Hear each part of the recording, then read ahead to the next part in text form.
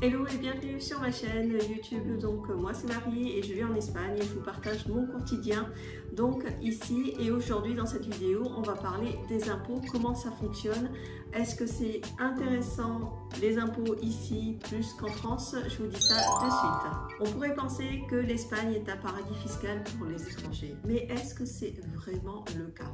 Donc ici on va voir comment fonctionnent les impôts.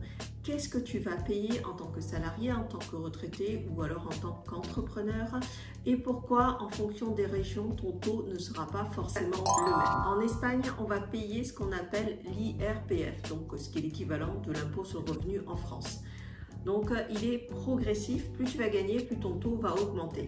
Et là par contre, il y a deux taux. Tu as le taux national et tu vas avoir le taux régional. Par exemple, en Andalousie, le taux le plus bas va commencer à partir de 19% et le plus élevé, lui, va être à 45% à peu près.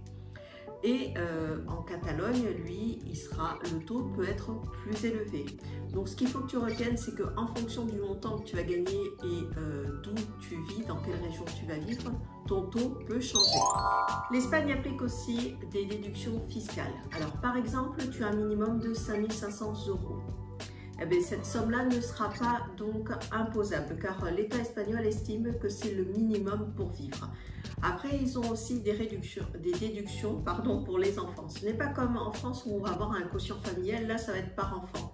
Le premier enfant, tu as droit à 2 400 €. Le deuxième, ça va être 2 700 €. Le troisième, 4 000 €. Le quatrième, 4 500 €. Et à ces déductions qui sont nationales, va s'ajouter les déductions que peuvent faire donc les régions où tu vas vivre, en fonction de la communauté où tu vas vivre. Donc là en Andalousie, donc la communauté d'Andalousie, ce qu'ils vont faire, c'est qu'ils vont avoir une politique où tu vas avoir des déductions sur tout ce qui va être avec garderie, tout ce qui va être aussi lié à l'école, mais également pour toutes les familles monoparentales. Les retraités. Alors pour ceux qui sont retraités, le système est le même, donc ta pension va être imposable et tu vas bénéficier également d'un montant minimum exonéré. Et plus tu vas avancer dans l'âge et plus ce montant va être élevé. Donc par exemple pour les personnes de 65 ans à 75 ans, ça va être 6 700 €. Au-delà de 75 ans, ça va être 8 100 € qui ne seront pas imposables. Alors donc pour les Français qui vivent en Espagne, pour leur retraite privée, donc là elle sera imposable en Espagne s'ils sont résidents fiscaux espagnols. Pour les retraites publiques, donc si jamais tu as travaillé dans tout ce qui est administration, armée et tout ça, là par contre l'imposition reste française. Les autonomos. Donc quand tu travailles à ton compte, tu es considéré comme autonomo et tu as payé deux choses. Donc les cotisations sociales qui sont entre 200 et 300 € par mois sur ton chiffre d'affaires réel. Par contre, la première année, quand tu t'inscris en tant qu'autonomo, tu as un montant fixe qui lui est de 80 €. Donc ça, c'est pas mal. Ensuite, tu vas payer tout ce qui va être impôt sur le revenu, donc l'IRPF.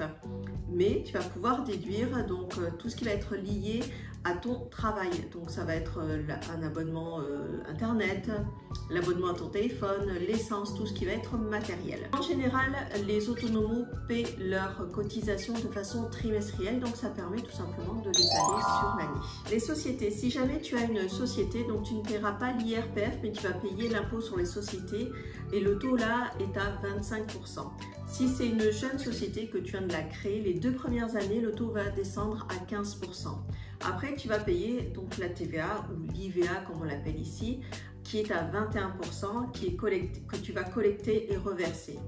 Tu vas pouvoir déduire là également tout ce qui est toutes les charges qui vont être liées à ton entreprise, donc le loyer, les services, tout ce qui va être internet, etc. En résumé, en Espagne, donc l'impôt est progressif et chaque région va venir ajuster son taux.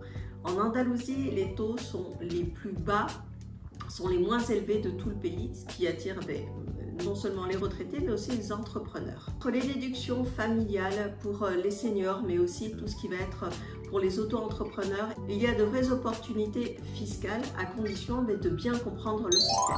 Donc en conclusion, si tu as envie de venir vivre ici et savoir combien tu vas payer au niveau des impôts, n'oublie pas de t'abonner à ma chaîne.